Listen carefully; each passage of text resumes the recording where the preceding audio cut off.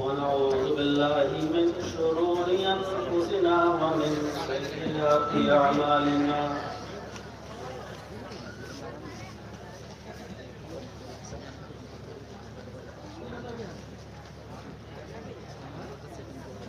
من يهده الله فلا مضل له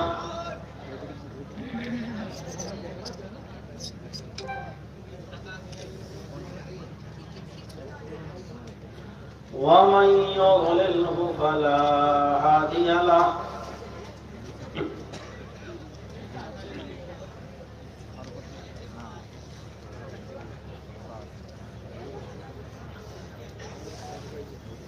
وأشهد أن لا إله إلا الله وحده لا شريك له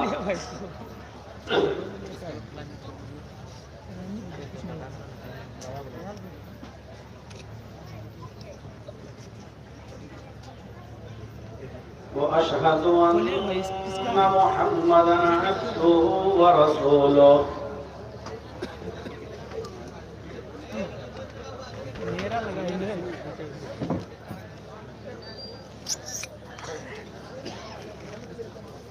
أما بعد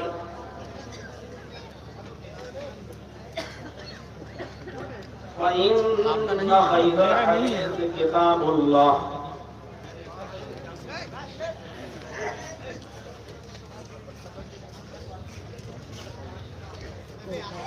وخير الهدي هدي محمد صلى الله عليه وسلم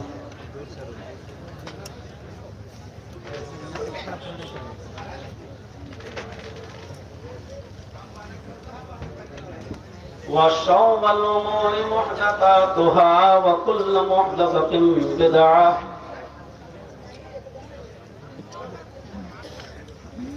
وكل بدعة ضلالة وكل ضلالة في النار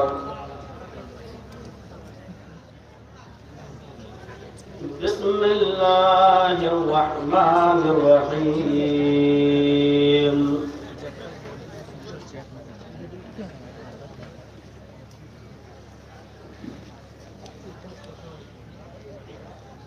إلا الذين آمنوا وعملوا الصالحات فلهم أجر غير ممنون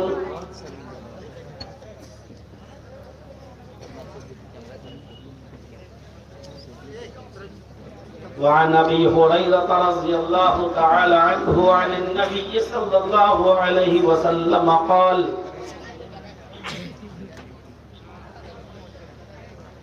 الإيمان بضع وسبعون شعبة فأفضلها قول لا إله إلا الله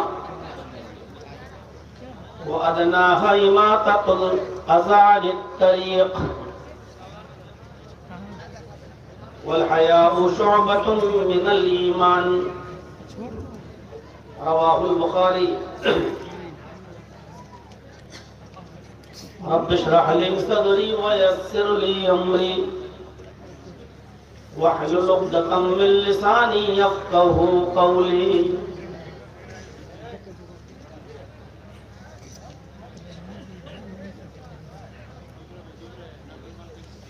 معزز وموقر علماء کرام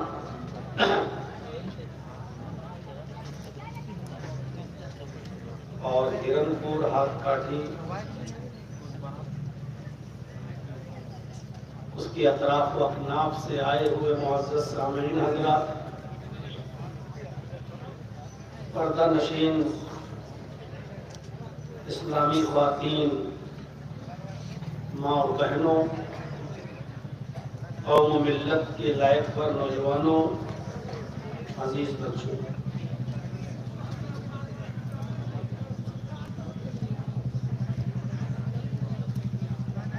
کافی رات تک آپ نے مختلف اور متعدد علماء کو سنا اور بیچ بیچ میں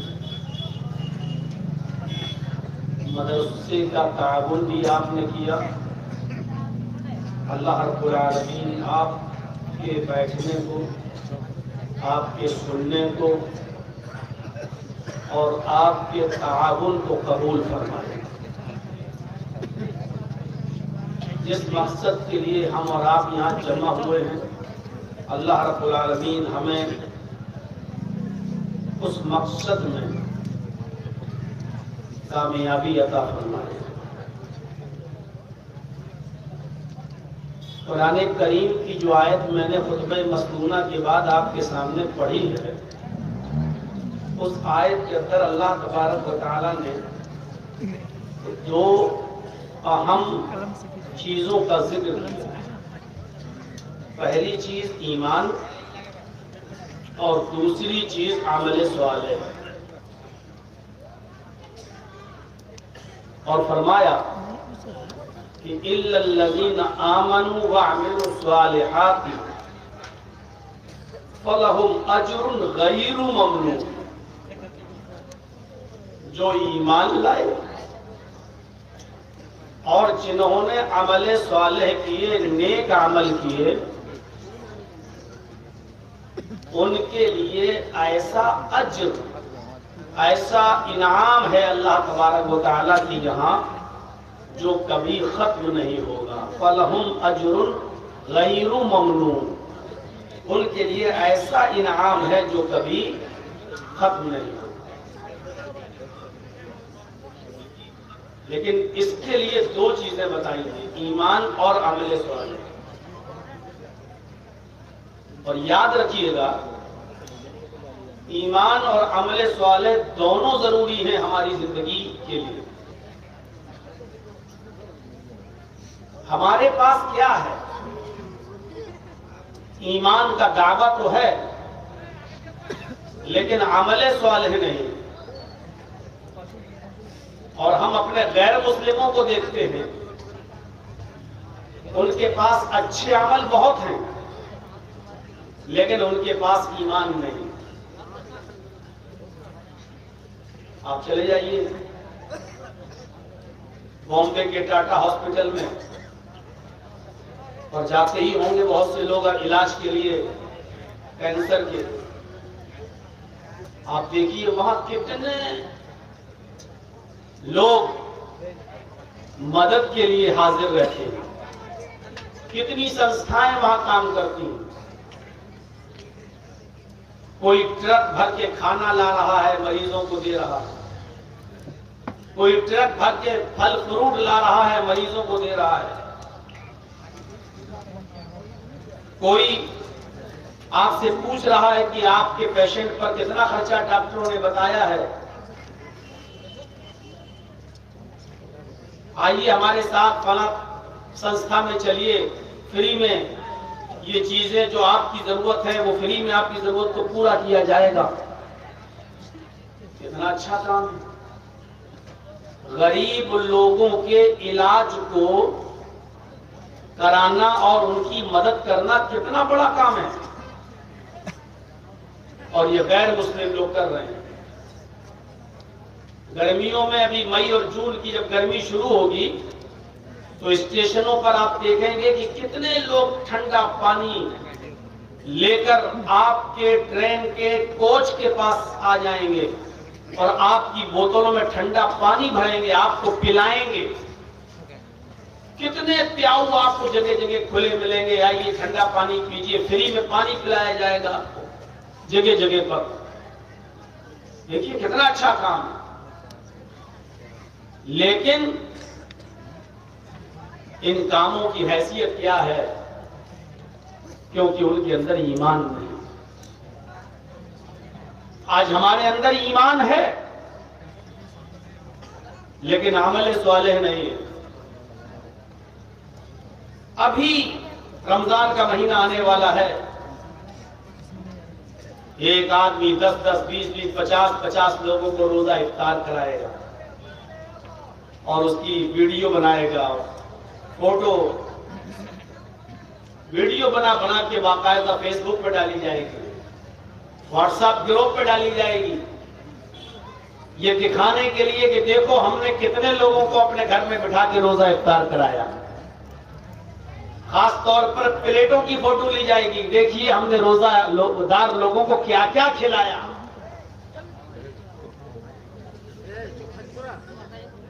عمل تو ہے لیکن عمل صالح نہیں۔ ابھی کسی کو حج یا عمرے کی پرمیشن مل جائے اور چلا جائے عمرہ کرنا ہے، خانہ کعبہ کے سامنے کھڑے ہو کر سیلفی لے گا، فوٹو کھینچے گا اور واٹس ایپ پہ ڈالے گا، فیس بک پہ ڈالے گا، اور گھڑیال کے آنسو بہاتے ہوئے کیا لکھے گا فیس بک پر معلوم؟ اللہ نے مجھے عمرے کی توفیق دی ہے، دعا کیجیے اللہ تعالیٰ سے اللہ میرے عمرے کو قبول فرمائے۔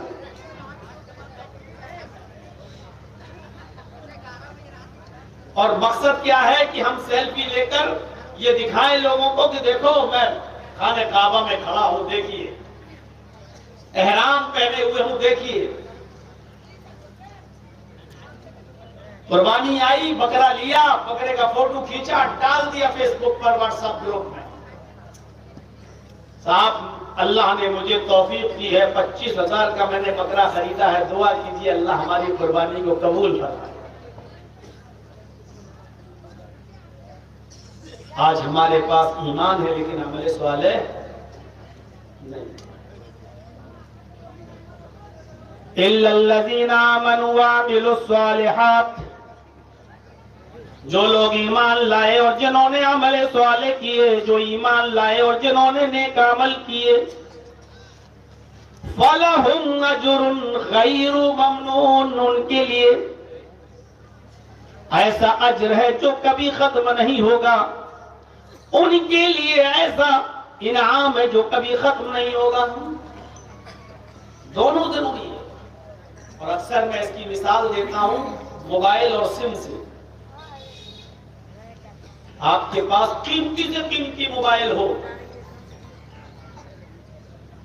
آپ کے پاس ایپل کا موبائل ہو، آپ کے پاس آئی فون ہو، آپ کے پاس Z6 فولڈ ہو، قیمتی سے قیمتی موبائل، 1 لاکھ 1.5 لاکھ کا موبائل ہے آپ کے پاس، خرید کے لائیے آج اور لگائیے کان میں اور بولیے ہیلو ہیلو۔ ارے صاحب یہ تو آواز ہی نہیں جا رہی ہے، میری تو بات ہی نہیں ہو پائے گی۔ ارے میں نے تو موبائل بات کرنے کے لیے خریدا تھا، قیمتی موبائل لیکن بیکار ہے اس وقت تک جب تک کہ آپ اس میں سم نہیں ڈالیں گے۔ بغیر سم کے موبائل چل جائے، قیمتی موبائل لیکن جب تک اس میں سم نہیں پڑی ہوگی، آپ اپنے بھائی سے، آپ اپنے باپ سے، آپ دلی، کلکتہ، بامبے، مدراس، سعودی، کویت، دبئی، قطر، بحرین نہیں بات کر پائیں گے۔ سم ہے اور آپ کسی بھی کمپنی کے لے لو اور اس میں اچھا خاصا بیلنس بھی ڈال دو، 10,000 20,000 50,000 کا بیلنس بھی پڑا ہوا ہے، اور اس سم کو لے کر کان میں لگا کے کہو ہیلو ہیلو، وہ سم بھی بیکار ہے، کسی کام کی نہیں۔ آپ کہیے صاحب میں نے تو اس میں بیلنس بھی پڑوا لیا، پھر کیوں نہیں بات ہو رہی ہے؟ نہیں بات ہوگی، 1 لاکھ روپے کا بیلنس ڈال دو، سم بیکار۔ کیوں؟ کیونکہ وہ موبائل میں نہیں پڑی ہوئی، باہر رہے گی، بیکار۔ جب اس سم کو موبائل میں ڈال دو گے تو وہ سم اپنا کام کرے گی۔ تو جس طرح موبائل کے لیے سم ضروری ہے اور سم کارڈ کے لیے موبائل ضروری ہے، اسی طریقے سے ایمان کے بعد عمل صالح ضروری ہے اور عمل صالح کے لیے ایمان ضروری ہے۔ ہمارے پاس ایمان ہے لیکن عمل صالح نہیں، ہمارے بھائیوں کے پاس، غیر مسلموں کے پاس عمل ہے لیکن ایمان نہیں۔ میرے بھائیوں، جو چیزیں ہمیں خسارے سے اور نقصان سے بچاتی ہیں ان میں ایمان اور عمل صالح بھی ہے۔ والعصر، زمانے کی قسم، ان الانسان لفی خسر، روئے زمین پر جتنے بھی لوگوں کو تم دیکھ رہے ہو سب کے سب نقصان میں ڈوبے ہوئے ہیں، سب کے سب نقصان میں ہیں، سب خسارے میں ہیں۔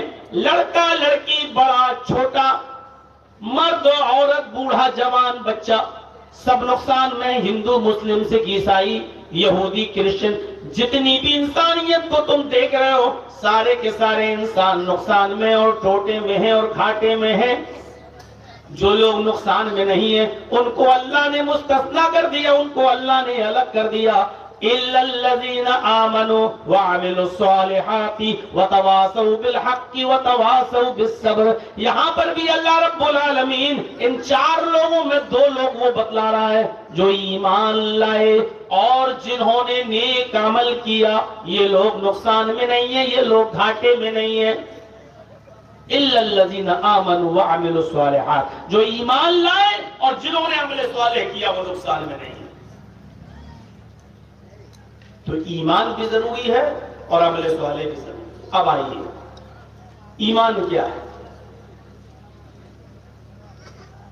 ایمان کے بہت سے درجے ہیں، ایمان کی بہت سی شاخائیں ہیں، ایمان کے بہت سے شعبے ہیں، اور میں ہر ایک شعبے پر نہیں چل سکتا۔ ساری ایمان کے سارے شعبے آپ کو 1.5-2 گھنٹے کی تقریر میں نہیں بتائے جا سکتے، اس لیے میں نے جو حدیث ابھی آپ کے سامنے پڑھی ہے اس حدیث کے اندر ایمان کے 3 شعبوں کا، ایمان کی 3 برانچز کا، ایمان کی 3 شاخاؤں کا ذکر ہوا ہے۔ انہی 3 شاخاؤں کا ذکر آج میں کروں گا اور یہ بتاؤں گا کہ یہ ایمان کا حصہ ہے۔ وہ کیا ہے 3 چیزیں؟ وعن ابی ہریرہ رضی اللہ تعالی عنہ عن النبی صلی اللہ علیہ وسلم قال، حضرت ابو ہریرہ رضی اللہ تعالی عنہ فرماتے ہیں، حضرت ابو ہریرہ رضی اللہ تعالی عنہ فرماتے ہیں کہ نبی اکرم صلی اللہ علیہ وسلم نے فرمایا، الایمان بضع و70 شعبۃ، ایمان کی 70 سے زیادہ شاخائیں ہیں۔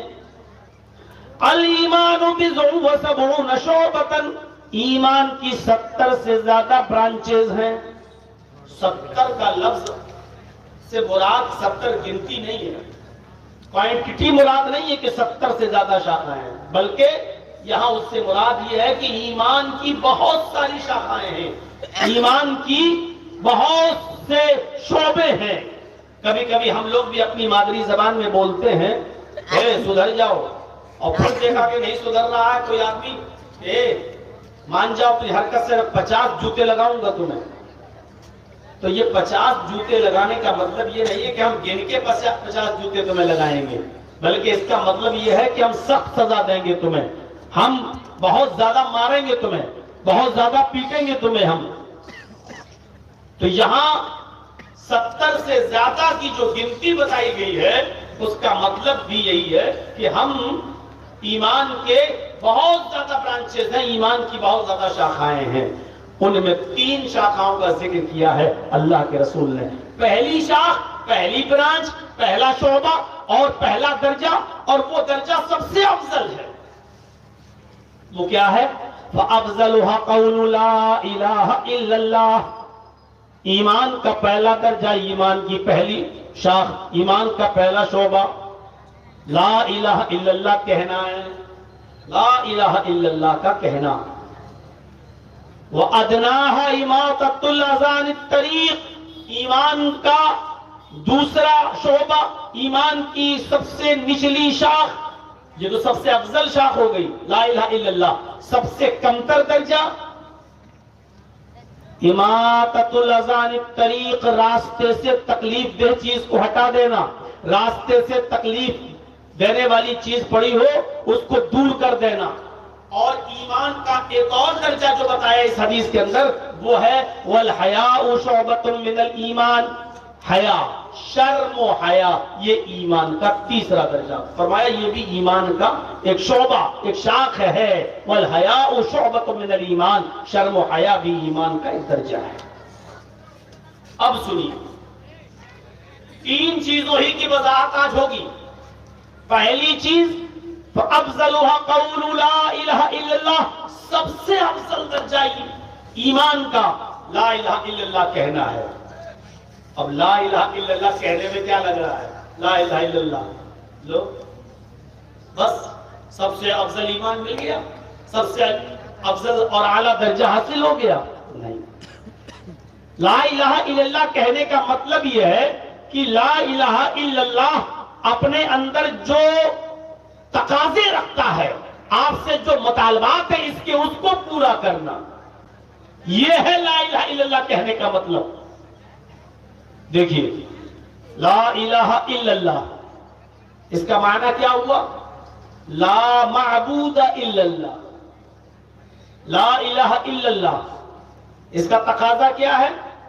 لا مسجود الا اللہ، لا الہ الا اللہ اس کا معنی کیا ہے؟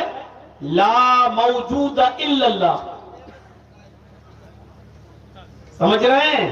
لا الہ الا اللہ یعنی لا معبود الا اللہ، اللہ کے علاوہ کوئی معبود نہیں ہے، یہ مانو۔ لا الہ الا اللہ یعنی لا مسجود الا اللہ، اللہ کے علاوہ کوئی سجدہ کسی کے لیے جائز نہیں ہے، اللہ ہی مسجود ہے، اسی کو سجدہ ہوگا، کسی اور کو سجدہ نہیں ہوگا۔ لا الہ الا اللہ کا معنی کیا ہے؟ لا موجود الا اللہ یعنی اپنے علم کے اعتبار سے اللہ ہی موجود ہے، علم کے اعتبار سے، اپنے وجود کے اعتبار سے نہیں۔ بہت سے لوگ عقیدہ رکھتے ہیں اللہ ہر جگہ موجود ہے، یہ عقیدہ ہی غلط ہے۔ اللہ ہر جگہ نہیں، اللہ کا علم ہر جگہ ہے۔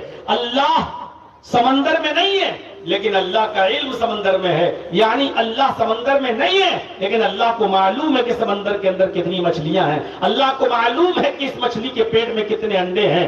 میرے بھائیوں اسی طریقے سے اللہ نالیوں میں نہیں ہے لیکن نالیوں میں کیا پڑا ہے یہ اللہ کو معلوم ہے، اللہ لیٹرین میں نہیں ہے لیکن اللہ کو معلوم ہے کہ لیٹرین کے اندر کیا ہے۔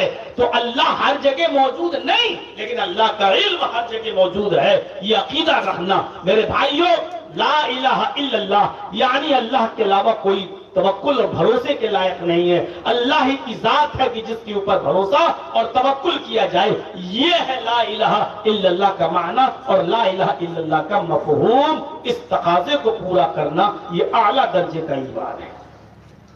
ایک اور چیز یاد رکھیے، لا الہ الا اللہ یہی وہ کلمہ ہے جو اپنے پڑھنے والے کو جنتی بنا دیتا ہے، اور اس جملے کو پڑھے بغیر اگر کوئی آدمی ہے اور مر گیا تو وہ جہنمی ہو جاتا ہے۔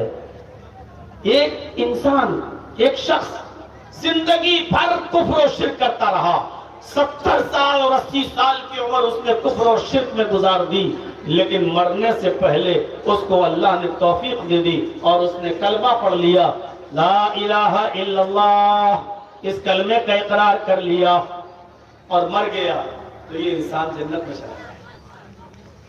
سوچئے یہ 80 سال کا بوڑھا آدمی اگر یہ کلمہ نہیں پڑھتا تو کہاں جاتا؟ شرک اور گناہ اور کفر کی دلدل میں پھنسا ہوا تھا، اگر یہ کلمہ نہ پڑھتا تو کہاں جاتا؟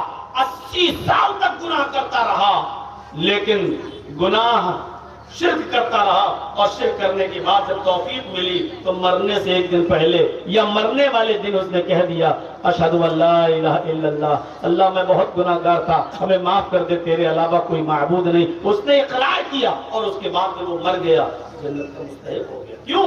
ان الاسلام یہدم ما کان قبلہ، اسلام لانے کے بعد اس نے اب تک جتنے بھی گناہ کیے سارے کے سارے گناہ معاف ہو گئے۔ اسلام لانے کے بعد اس نے جتنے بھی گناہ کیے سارے کے سارے گناہ مٹا دیے گئے۔ تو وہ آدمی جس نے کلمہ پڑھا اس کے سارے گناہ مٹ گئے، اب یہ آدمی جنت کا مستحق ہو گیا۔ اگر کلمہ نہ پڑھتا تو جہنم میں جاتا، کلمہ پڑھ لیا تو کہاں گیا؟ جنت کے اندر چلا گیا۔ اور ایسے ایک دو نہیں، کئی واقعات ہیں حدیث کی کتابوں میں لکھے ہیں کہ جنہوں نے کلمہ پڑھ لیا اور کلمہ پڑھنے کے بعد ایک وقت کی بھی نماز نہیں پڑھی، ایک دن کا بھی روزہ نہیں رکھا، ایک بھی حج نہیں کیا، کوئی بھی اچھا کام نہیں کیا، اور وہ آدمی جنت کے اندر چلا گیا، یعنی اسی دن مر گیا، کلمہ پڑھتے ہی اس کا انتقال ہو گیا۔ انتقال کلمہ پڑھنے کے بعد نماز کا وقت ہی نہیں آیا کہ وہ نماز پڑھ لیتا، رمضان کا مہینہ بھی نہیں آیا کہ وہ روزہ رکھ لیتا، حج کا سیزن بھی نہیں آیا کہ وہ حج کر لیتا، زندگی بھر گناہ کرتا رہا، کلمہ پڑھا، میرے بھائی اور اسلام کا مستحق ہو گیا، اس لیے کہ اس کو نماز کا موقع ہی نہیں ملا، روزہ رکھنے کا ٹائم ہی نہیں ملا۔ آئیے میں آپ کو ایک واقعے کی طرف لے کے چلنا چاہتا ہوں، صحیح بخاری کے اندر وہ واقعہ درج ہے، جب اللہ کے نبی جناب محمد رسول اللہ صلی اللہ علیہ وسلم نے خیبر کا محاصرہ کر لیا۔ خیبر ایک قلعہ تھا، اس قلعے کے اندر یہودی رہا کرتے تھے۔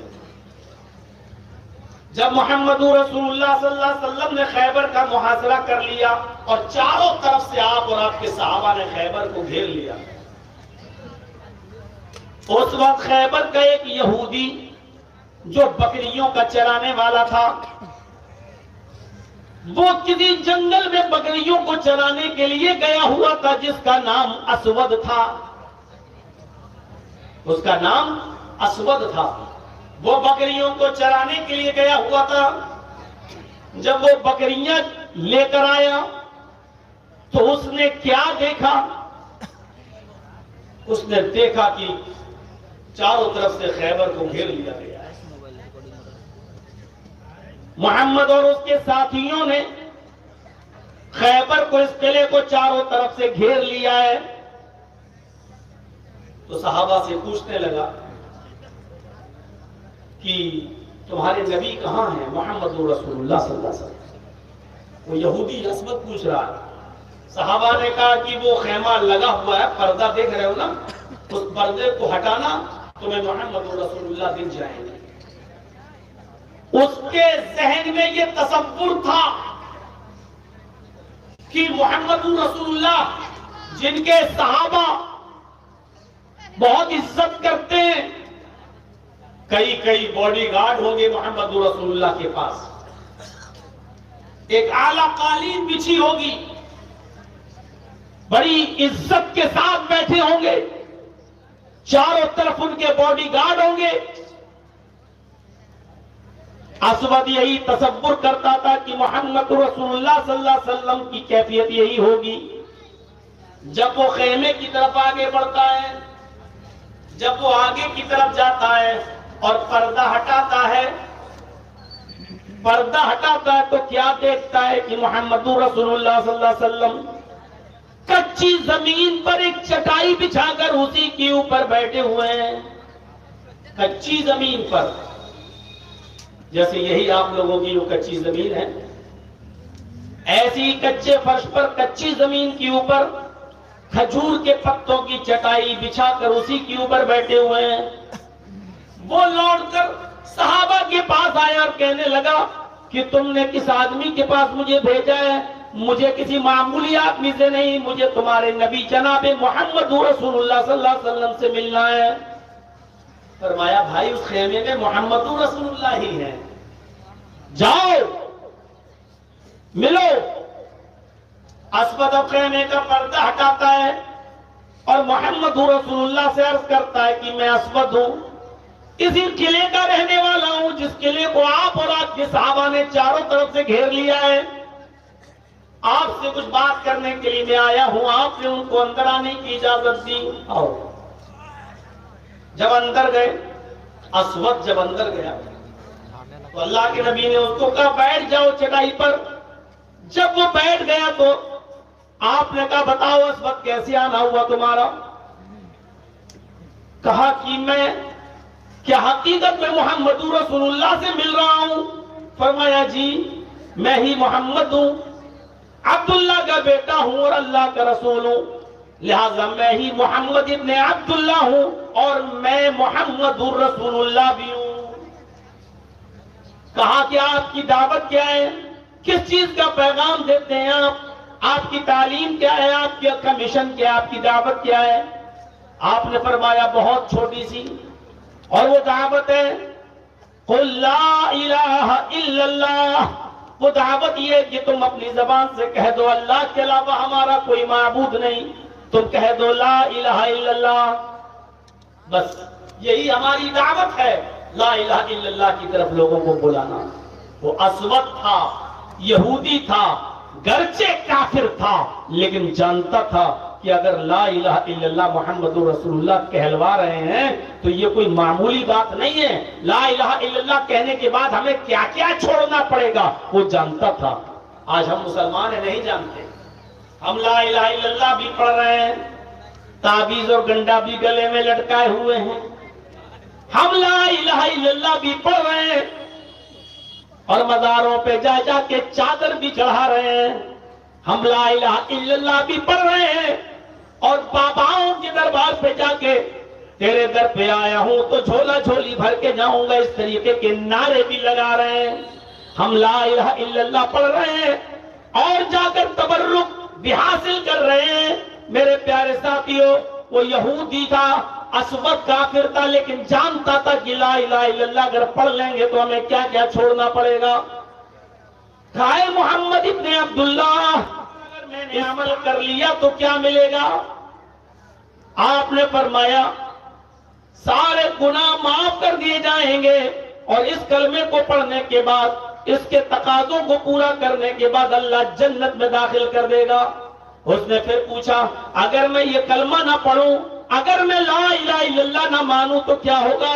فرمایا کہ پھر اللہ جہنم میں داخل کرے گا اور مشرک کی کوئی بخشش و مغفرت نہیں. اچھا, اس نے تھوڑی دیر وہیں بیٹھ کر غور کیا اور پھر کہنے لگا ہاتھ یدک, اللہ کے نبی اپنا ہاتھ بڑھائیے, میں اس کلمے کا اقرار کرتا ہوں. آپ نے اپنا ہاتھ بڑھایا اور اس اسود نے کلمہ پڑھ لیا, اشہد ان لا الہ الا اللہ وان محمدا عبدہ ورسولہ. اس نے لا الہ الا اللہ کا اقرار کر لیا, کلمہ پڑھ لیا. اب کلمہ پڑھنے کے بعد کہتا ہے اے اللہ کے نبی اب کام کیا ہے میرا؟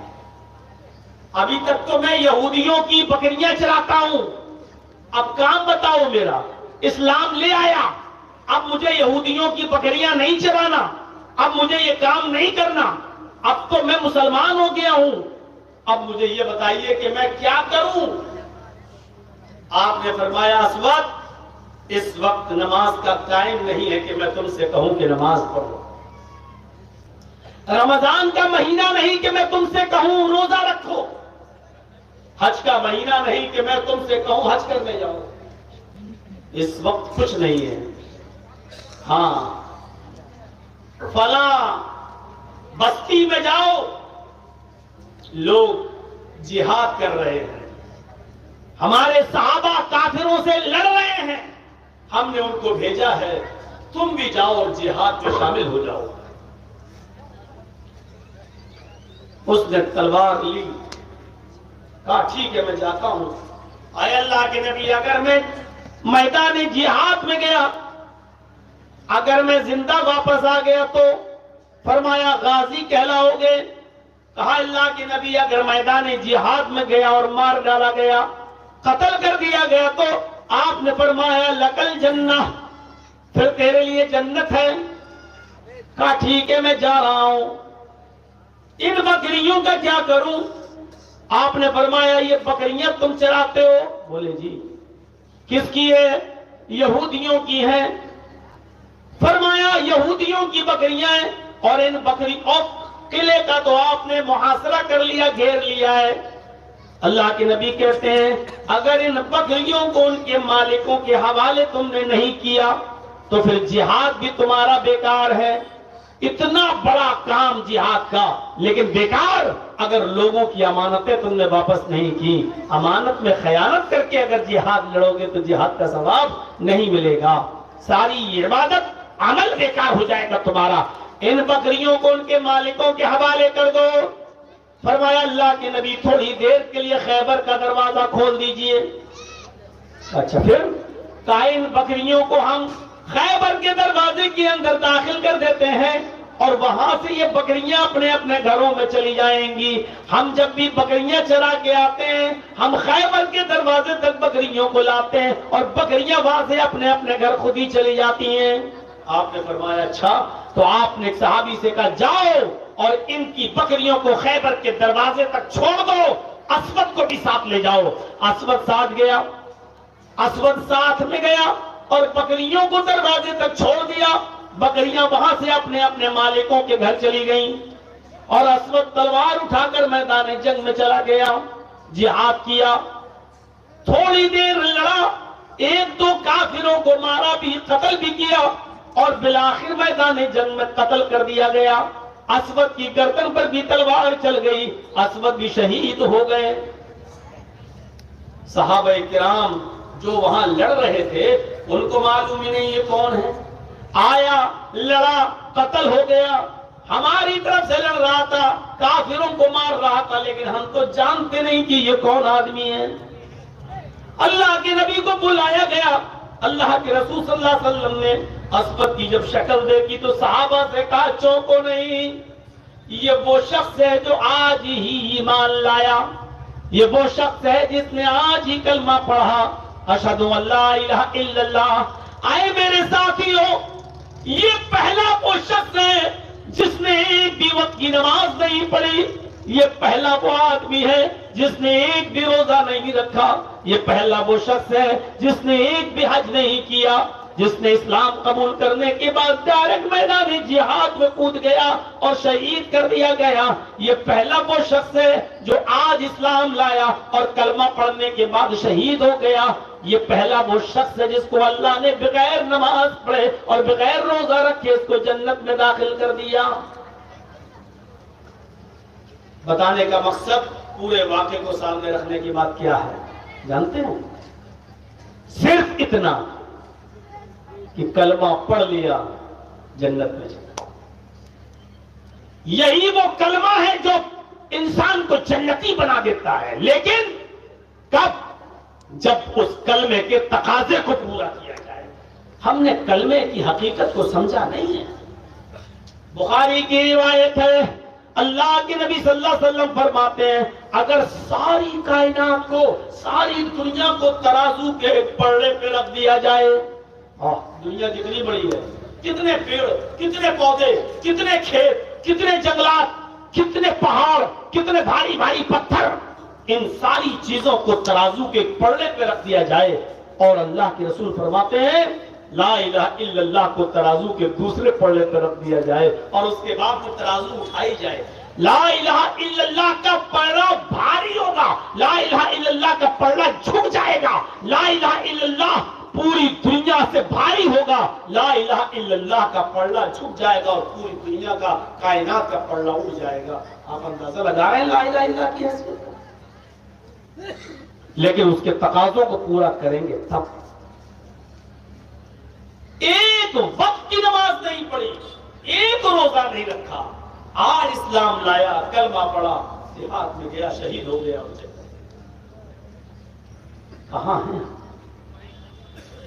آئیے ایک اور چیز بتائیں، یہ بھی بخاری کے اندر ایک چھوٹا بچہ نہیں، 12 سال عمر، اور عرب کے 12 سال کے بچے ہمارے یہاں کے 12 سال کے بچوں کے برابر نہیں تھے، نہیں ہے۔ عرب کے اندر آپ کو یاد ہوگا کہ 6 سال کی عمر میں حضرت عائشہ کی شادی ہوئی اور 9 سال کی عمر میں ان کی رخصتی ہو گئی، یعنی 9 سال کی عمر میں وہ بالغ ہو گئی تھی۔ اب آپ اندازہ لگائیے کہ 12 سال کا لڑکا یہودی کا، وہ اللہ کے نبی صلی اللہ علیہ وسلم کے درس میں آتا، بیٹھتا، سنتا اور نبی کی خدمت بھی کرتا تھا، نبی اکرم صلی اللہ علیہ وسلم کی سیوا بھی کر دیا کرتا تھا۔ اس کو محمد رسول اللہ کی باتیں بہت زیادہ پسند آتی، نبی کی باتوں کو غور سے سنتا اور اپنے گھر جا کر اپنے باپ سے کہتا اے ابو جان میرا دل محمد رسول اللہ کی باتوں میں بہت لگتا ہے اور میں چاہتا ہوں کہ میں دین اسلام کو قبول کر لوں۔ اس کا باپ اس کو ترچھی نظروں سے دیکھتا، گھور کر کیا کہا، بیٹا سنو، تم محمد کو نہیں جانتے، وہ کتنا بڑا جادوگر ہے، تم اس کی باتیں سنتے ہو، نہیں، تمہیں محمد کے اوپر اور محمد کی باتوں پر ایمان لانے کی ضرورت نہیں۔ باپ منع کر دیتا، بیٹا مان جاتا، لیکن بار بار وہ نبی کی محفل میں جاتا اور نبی کی خدمت بھی کرتا، اس کا دل نبی کی طرف مائل۔ ایک دن بیمار ہو گیا، پھر بیماری نے طول پکڑ لیا، اور بیماری اتنی بڑھ گئی کہ اب اس بچے کے بچنے کی کوئی امید نہیں رہی. آخری وقت ہے. ادھر محمد رسول اللہ کو پتا چلا کہ یہودی بچہ بیمار ہو گیا. ادھر اللہ کے نبی کو پتا چلا کہ یہودی بچہ بیمار ہے، تو آپ اس کی عیادت کے لیے گئے اور ایک دو صحابہ کو اپنے ساتھ لے لیے.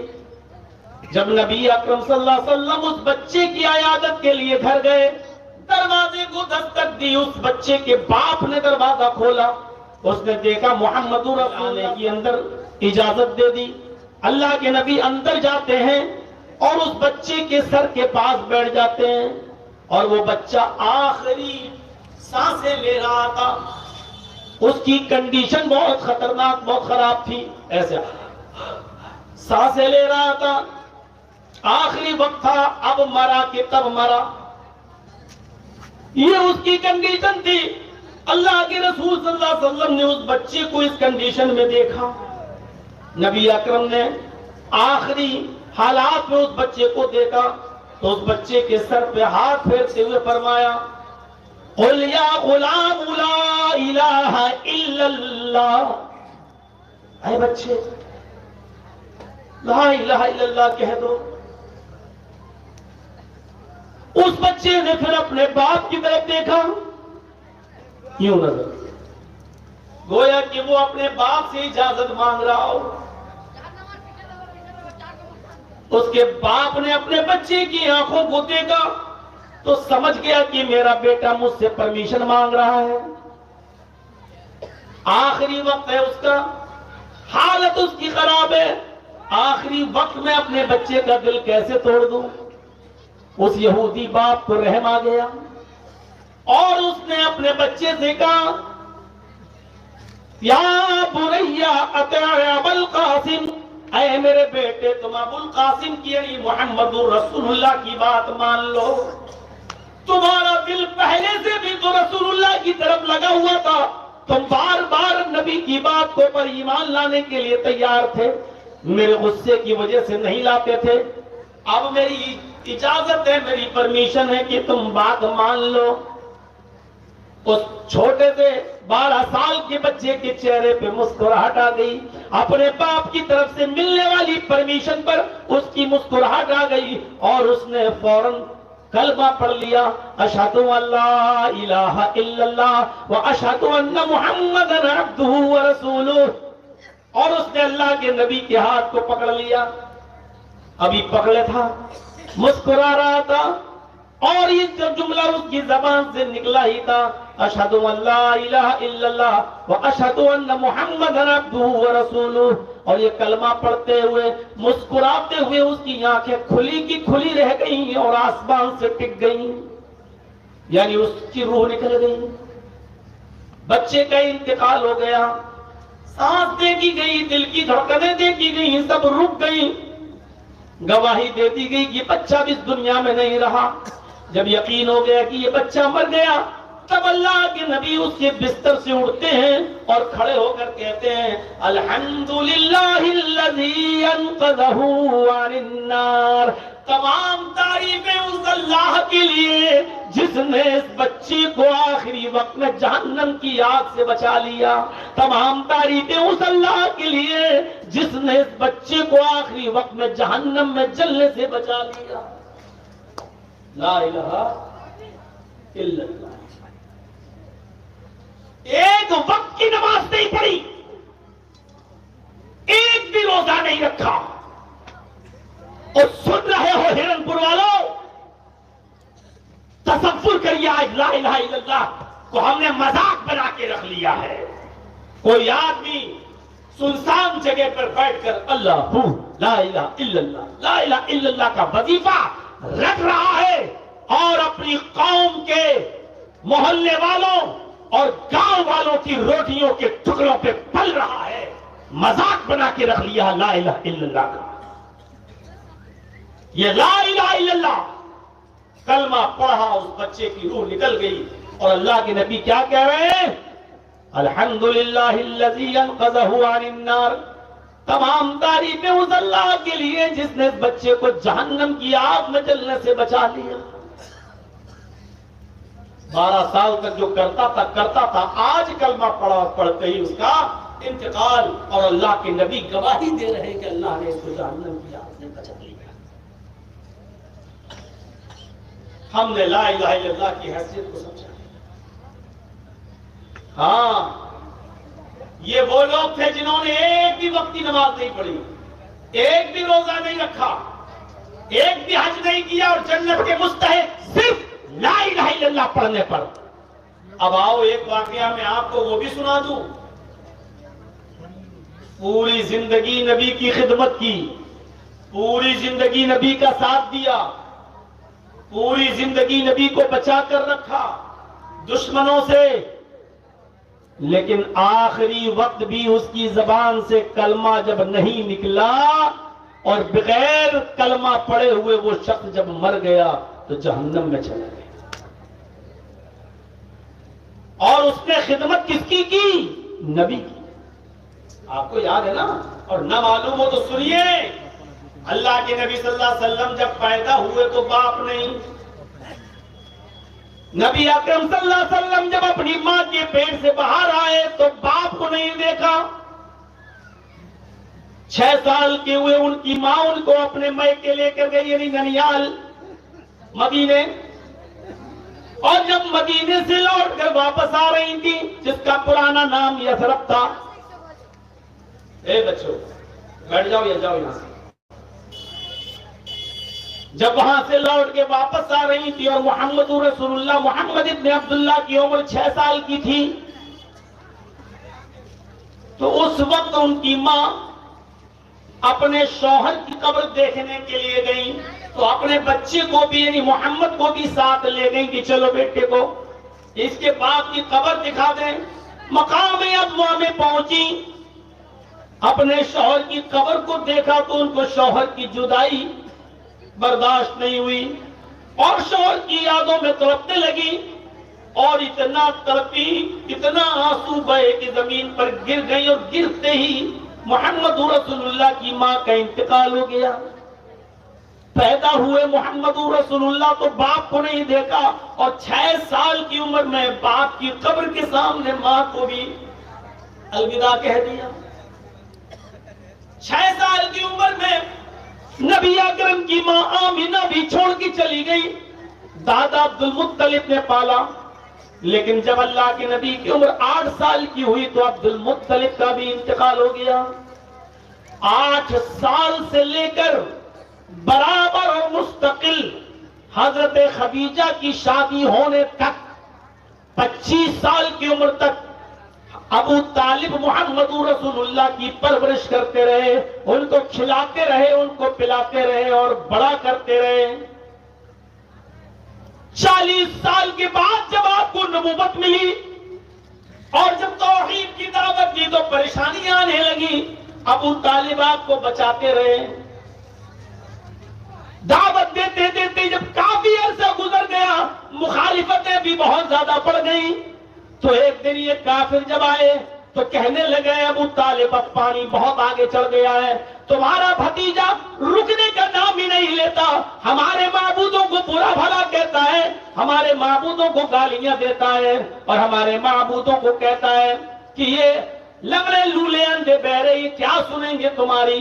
اے ابو طالب اب پانی حد سے آگے چڑھ چکا ہے، اب تم اپنے بھتیجے کو سمجھا نہیں پائے ہو، میں تمہارے پاس ایک مشورہ لے کر آیا ہوں۔ کہا کیا ہے مشورہ؟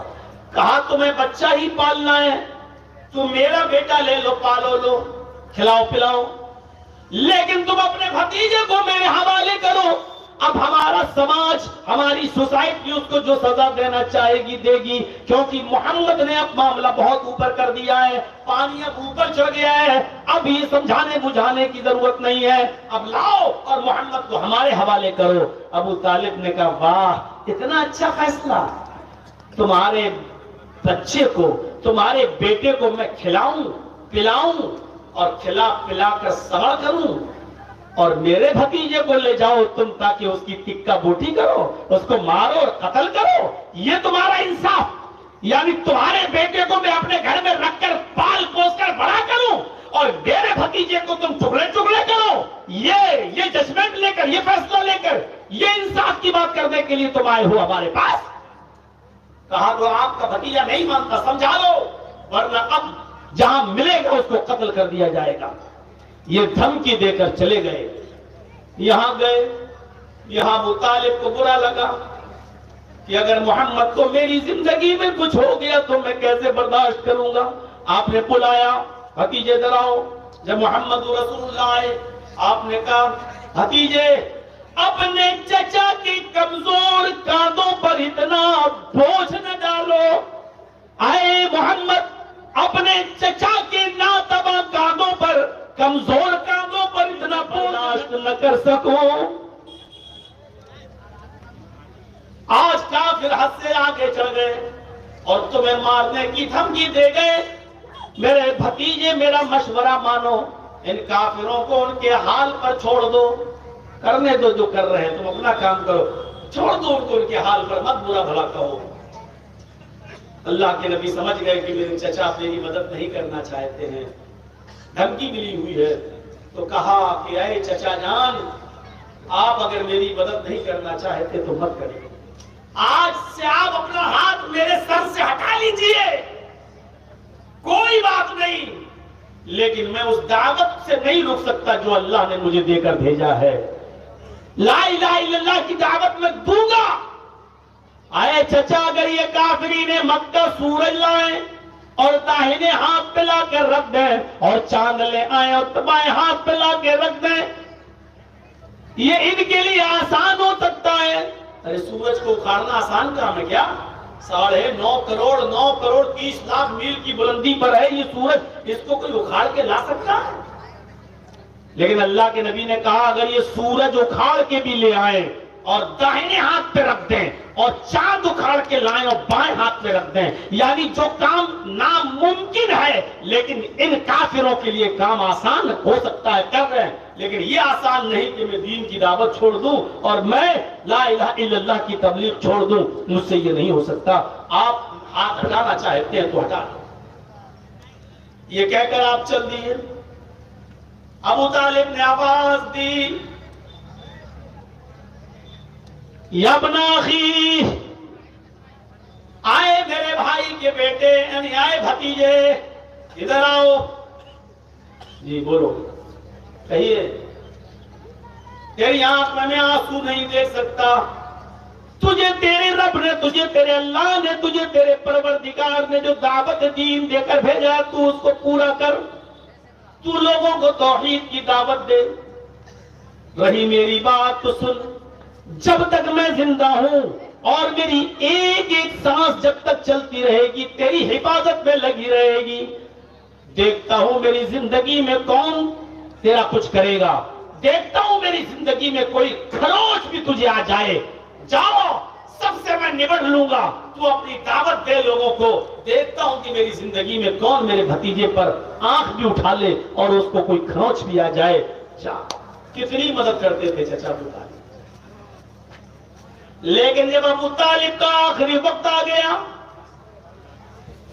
اور وہ بھی آخری مرض الموت میں جب مبتلا ہو گئے تو اللہ کے نبی کو یہ فکر ہوئی اب میرے چچا نہیں بچیں گے، ایسی بیماری ان کو لگ گئی کہ اس بیماری میں بچنا مشکل ہے، وہ آج بھی مر سکتے ہیں اور کل بھی جا سکتے ہیں، چلو اب میرے چچا کی آخری وقت میں تو کم سے کم میں جاؤں اور ان کو دین کی دعوت دے کر ان سے یہ کلمہ پڑھوا لوں، اگر میرے چچا نے کلمہ پڑھ لیا تو مجھے بڑی خوشی ہوگی۔ اللہ کے نبی اپنے چچا ابو طالب کے پاس جاتے ہیں، لیکن کیا دیکھتے ہیں کہ یہاں اور بھی لوگ بیٹھے ہوئے ہیں، ان کی آخری موقع پر ابو جہل بیٹھا ہے، ابو لہب بیٹھا ہے، اور بھی لوگ وہاں بیٹھے ہوئے ہیں۔ اللہ کے نبی صلی اللہ علیہ وسلم اس موقع پر کچھ بولنا چاہتے ہیں، لیکن دیکھتے ہیں کہ یہ لوگ بیٹھے ہوئے ہیں، یہ لوگ بیٹھے ہوئے ہیں، ان لوگوں کے سامنے کہوں گا تو میرے چچا کبھی اسلام نہیں لائیں گے۔ آپ نے چچا سے کہا کہ مجھے آپ سے کچھ تنہائی میں بات کرنی ہے۔ ابو طالب نے ان لوگوں کو تھوڑا سا گھر سے دور کر دیا، تھوڑا سا چلے جاؤ، وہ لوگ تھوڑا دور ہو گئے۔ اللہ کے نبی نے اپنے چچا سے کہا، چچا جان قل یا امی لا الہ الا اللہ، اے میرے چچا آخری وقت ہے، اس بیماری میں کوئی بچتا نہیں ہے، میں چاہتا ہوں کہ آخری وقت میں کم سے کم آپ لا الہ الا اللہ پڑھ لیں۔ اے چچا جان میری دعوت کو آپ قبول کر لیجئے، لا الہ الا اللہ پڑھ کے ایک اللہ کی وحدانیت کا، اس کی توحید کا اقرار کر لیجئے۔ نہیں بھتیجے کیا کہیں گے لوگ اگر میں لا الہ الا اللہ پڑھ لوں تو زمانہ کیا کہے گا؟ ابو طالب آخری وقت بھتیجے سے ڈر گئے اور ڈر کے کلمہ پڑھ لیا، بھتیجے نے ڈرایا جہنم سے اور وہ ڈر گئے۔ نہیں نہیں نہیں نہیں، اللہ کے نبی نے اب جو جملہ کہا اس کو سنو، قل یا امی لا الہ الا اللہ فی اذنی، اے چچا جان سب کے سامنے نہیں پڑھنا چاہتے مت پڑھیے، میرے کان میں کہہ دیجئے، میرے کان میں پڑھ لیجئے، بس صرف میرے کان میں اتنا کہہ دو لا الہ الا اللہ، میرے کان میں پڑھ دیجئے، میں گواہ بن جاؤں گا اور قیامت کے دن اللہ سے کہہ دوں گا اے اللہ میرے چچا نے میرے کان میں لا الہ الا اللہ پڑھا، تیری توحید کی گواہی دی، قسم ہے مجھے اپنے رب کے عزت و جلال کی، قسم ہے اس ذات کی جس کے قبضے میں محمد کی جان ہے، میں اللہ سے گواہی دے کر آپ کو بخشوا لوں گا، آپ کو جنت میں پہنچوا دوں گا، اللہ میری گواہی مانے گا، اور پھر اللہ تو خود سمیع علیم ہے، وہ سننے اور جاننے والا ہے، میں اللہ سے سفارش کرواؤں گا آپ کی، آپ میرے کان میں کلمہ پڑھ دیجئے۔ ابو طالب نے کہا بھتیجے میں تیرے کان میں بھی کلمہ نہیں پڑھ سکتا، اس لیے کہ میں نہیں چاہتا کہ میرے مرنے کے بعد لوگ یہ کہیں کہ ابو طالب آخری وقت میں اپنے باپ دادا کا دین چھوڑ کر چلا گیا، اپنے باپ دادا کے دین کو چھوڑ دیا، نہیں اپنے باپ دادا کے دین پہ نہیں مرا۔ اے محمد تیری دعوت برحق ہے، میں مانتا ہوں کہ تو سچا ہے، تو نے کبھی زندگی میں جھوٹ نہیں بولا، لیکن میں اپنے باپ اور دادا کے دین پر ہی مرنا چاہتا ہوں۔ اور آخر کار ابو طالب بغیر کلمہ پڑھے ہوئے اس دنیا سے رخصت ہو گئے، نہیں پڑھا کلمہ۔ اپنے چچا کے انتقال کے بعد محمد رسول اللہ کے آنکھوں میں آنسو آ گئے، اس بات پر نہیں کہ میرے چچا جو ہیں مر گئے، آنسو اس بات پر آئے کہ میرے چچا بغیر کلمہ پڑھے ہوئے اس دنیا سے چلے گئے، لا الہ الا اللہ کا اقرار نہیں کیا، جہنم کے مستحق ہو گئے، پھر بھی ایک امید لگا کر اٹھے اور دعا کی اے اللہ میرے چچا نے زندگی بھر میری حفاظت کی، دشمنوں سے بچایا، میری خدمت کی، مجھے پال پوس کر بڑا کیا، اے اللہ اس احسان کے بدلے میں تو میرے چچا کو بخش دے، اے اللہ میرے چچا کی مغفرت فرما دے۔ زبان سے یہ جملہ نکلا، آسمان سے جبرائیل آ گئے، یہ آیت لے کر کسی مومن کے لیے یہ جائز نہیں ہے کہ وہ کسی کافر کے لیے دعائے مغفرت کرے، کسی کافر کے لیے جنت میں جانے کی بخشش کی اور مغفرت کی دعا کرے۔ اے محمد 70 مرتبہ بھی اگر تو اپنے چچا کے لیے دعا کرے گا تو میں قبول نہیں کروں گا، کیونکہ تیرا چچا حالت کفر میں مرا ہے، وہ بغیر کلمہ پڑھے مرا ہے، تیرا چچا جہنمی ہے، وہ جہنم میں جائے گا، یہاں ہم تیری بھی دعا قبول نہیں کریں گے اور تیرے چچا کو نہیں بخشیں گے، تیرا چچا ابو طالب جہنمی ہے، جہنم میں رہے گا۔ نبی اکرم کی آنکھوں میں آنسو، ہاں پھر اللہ نے اتنا ضرور یقین دلایا، اے محمد ابن عبداللہ، اے میرے محبوب، اے میرے حبیب، تیرا چچا جائے گا تو جہنم میں، لیکن تیری دعا کے نتیجے میں، تیرے دعا کے ثمرات میں ہم اتنا ضرور کریں گے تیرے چچا کے ساتھ کہ ہم ان کو جہنم میں سب سے ہلکا عذاب دیں گے، کیونکہ اس نے زندگی بھر تیری سیوا کی، زندگی بھر تمہاری خدمت کی، زندگی بھر تمہارا ساتھ دیا، اس کا انعام اتنا ضرور کر دے دیں گے کہ ہم جہنم میں سب سے ہلکا عذاب دیں گے۔ اب جہنم کا سب سے ہلکا عذاب بھی تو بڑا خطرناک ہے۔ ان اهون اهل النار عذابا يوم القيامه لرجل يوضع في اخمص قدميه جمرتان، جہنم کا سب سے ہلکا عذاب یہ ہے کہ انسان کے دونوں پیروں کے تلوؤں کے نیچے آگ کی 2 چنگاری رکھ دی جائے گی۔ چولہے سے کبھی لکڑی ڈال کے چنگاری اڑتی ہے نا، چنگاری ہلکی سی اٹھی اور پھوٹ گئی، जहन्नम के दो चिंगारियां उन दोनों तलवों के नीचे रख देंगे, ये सबसे हल्का अजाब होगा।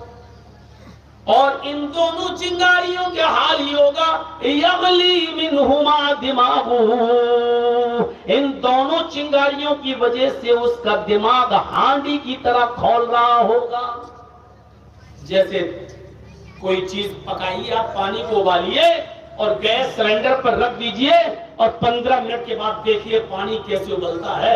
ये दो चिंगारियां पैरों के तलवे के नीचे रखी जाएंगी और उन चिंगारियों से दिमाग हांडी की तरह खौल रहा होगा, उबल रहा होगा जैसे हांडी में पानी उबलता है। यगली मिनहुमा दिमागुहु, उसका दिमाग खौल रहा होगा, उबल रहा होगा। मेरे भाइयों, ये सबसे हल्का अजाब होगा। फरमाया कि आए मोहम्मद, हम तेरे चचा को सबसे हल्का अजाब देंगे, लेकिन देंगे और जहन्नम में डालेंगे और कभी जिंदगी के अंदर वो जहन्नम से निकलेगा नहीं, क्योंकि वो जहन्नम काफिरों के लिए हमेशा के लिए बनाई गई है, कभी नहीं निकलेगा। वमावाहु नार, हमेशा जहन्नम में रहेगा, कभी नहीं निकलेगा। अजाब हल्का कर देंगे लेकिन जहन्नम से। पूरे वाक्य को बयान करने का मकसद क्या है? कलमा पढ़ा तो एक वक्त की नमाज भी नहीं पढ़ी, वो जन्नत में चला गया। और जिसने पूरी जिंदगी नबी की खिदमत की, पूरी जिंदगी नबी की सेवा की, पूरी जिंदगी नबी को चाहा, पूरी जिंदगी नबी को दुश्मनों से बचाया, लेकिन बगैर करने के वो इस दुनिया से चला गया, तो कहाँ गया? जहन्नम में गया। मेरे प्यारे साथियों, अफजलुहा क़ौलु ला इलाहा इल्लल्लाह, अफजल कलमा, अफजल चीज क्या है? ला इलाहा इल्लल्लाह, ये ईमान का है। और ला इलाहा इल्लल्लाह का माना यह है कि जब पढ़ लिया तो ये माना जाए कि वही है इबादत के लायक, वही है सजदे के लायक, वही है दुआओं को सुनने के लायक, वही है हमारी हाजात और हमारी जरूरियात को पूरा करने के लायक, उसके अलावा कोई नहीं। मिसालें मत दो, छत पे चढ़ना हो तो सीढ़ी की जरूरत पड़ती है। माफ कीजिएगा, हमें और आपको सीढ़ी की जरूरत पड़ती है। माफ कीजिएगा, वहां जो लोग बैठे हैं उनको सुनाने के लिए हमें माइक की जरूरत पड़ती है, लेकिन अल्लाह तक अपनी आवाज को पहुंचाने के लिए हमें माइक की जरूरत नहीं है, क्योंकि अल्लाह रब्बुल आलमीन हमारी बात को बगैर माइक के भी सुनने पर कादिर है। अगर अल्लाह को सुनाने के लिए हम वसीला इस्तेमाल करें तो फिर अल्लाह की कुदरत क्या रह गई? अल्लाह अगर बगैर वसीले के नहीं सुन पा रहा है तो फिर कुदरत क्या रह गई अल्लाह की? अरे एक बार हजरत औस इब्न सामित ने खौला बिन्ते सालबा अपनी बीवी से जिहार कर लिया था। जिहार जानते हैं? गुस्से में आकर अपनी बीवी से कह दिया, अंते अलैया का ज़हरे उम्मी, तू मुझ पर मेरी माँ की तरह हराम हो चुकी है, तू मुझ पर मेरी माँ की पीठ की तरह हराम, जिस तरह मेरी माँ मुझ पर हराम है उसी तरह तू भी हराम। चला, आज के बाद हम तेरा चेहरा नहीं देखेंगे। और थोड़ी देर के बाद गुस्सा ठंडा हो गया तो कहते हैं कि खौला, ये मुझसे क्या हो गया, ये तो बहुत बड़ी गलती हो गई, ओहो ये क्या। लेकिन अरब के अंदर ये भी तलाक की एक शक्ल मानी जाती थी। अब तुमने अपनी बीवी को ये तो नहीं कहा कि मैंने तलाक दी, लेकिन ये कह दिया कि मुझ पर मेरी माँ की तरह हराम, तो इसका मतलब ये हुआ कि अब तुम अपनी माँ से नहीं मिल सकते थे। ये अरब के अंदर ये दस्तूर था।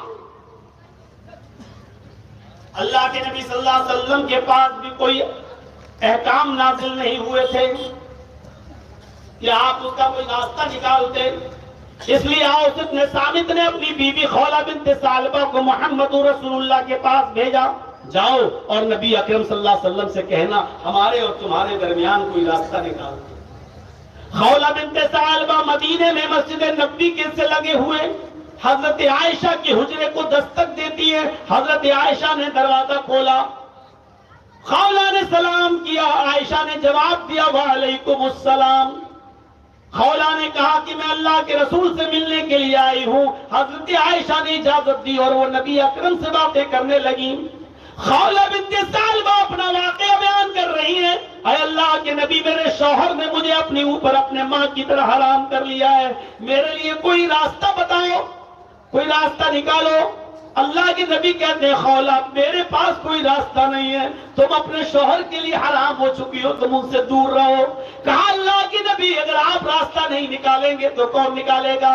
فرمایا آئے خولا جب العرش والے نے کوئی راستہ نہیں بتایا تو میں کیسے بتا دوں؟ میری طرف سے کوئی راستہ نہیں ہے، تم اپنی شوہر کے لیے حرام ہو چکی ہو۔ اس نے ضد کی، اللہ کے نبی نے بھی انکار کیا، اس نے بار بار کہا لیکن نبی نے بھی بار بار منع کر دیا کہ میرے پاس کوئی راستہ نہیں۔ ہاں یہ جملے پر غور کرنا، خولہ بنت ثعلبہ یہ باتیں نبی سے کہہ رہی ہے اور نبی خولہ بنت ثعلبہ سے باتیں کر رہے ہیں۔ حجرہ بہت چھوٹا ہے، اتنا سمجھو جیسے یہ کیمرے ہمارے یہ لگے ہوئے ہیں، یہ اور یہاں میں بیٹھا ہوا ہوں، یہ حجرہ اتنا بڑا ہے۔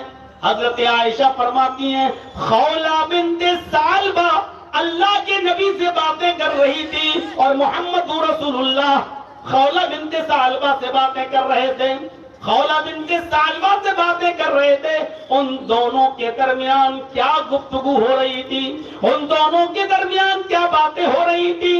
لم اسمع کلامہما، خولہ بنت ثعلبہ کی اور محمد رسول اللہ کی باتیں ہم نہیں سن پا رہے تھے۔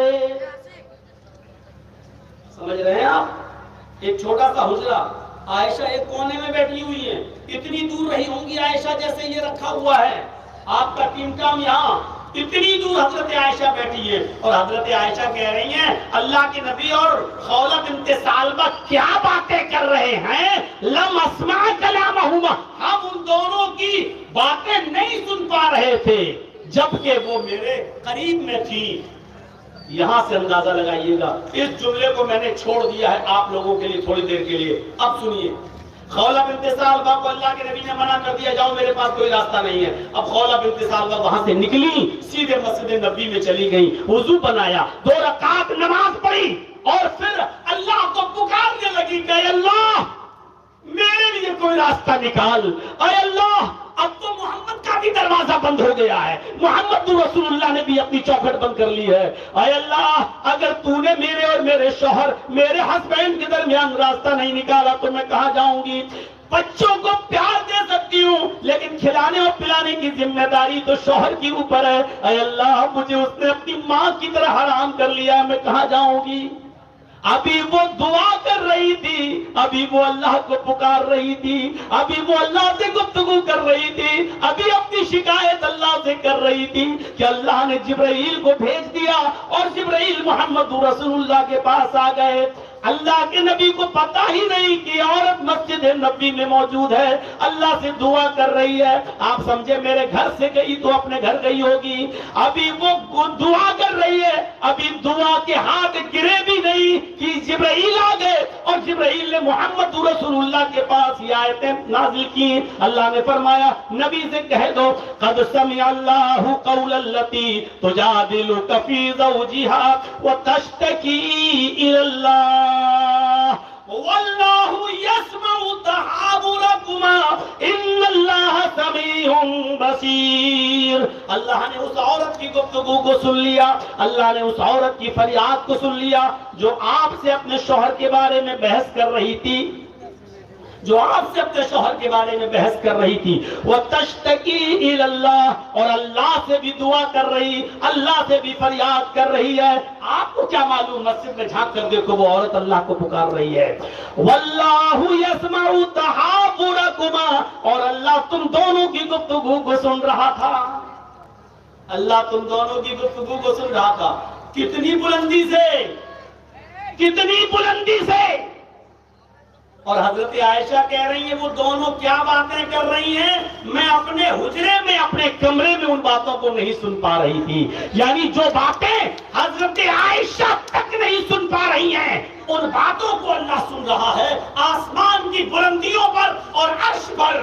سوچو جب اتنے قریب سے حضرت عائشہ جو نبی کی بیوی، نبی کی قربت میں، نبی کی صحبت میں رہتی ہیں، جب وہ نہیں سن پا رہی ہیں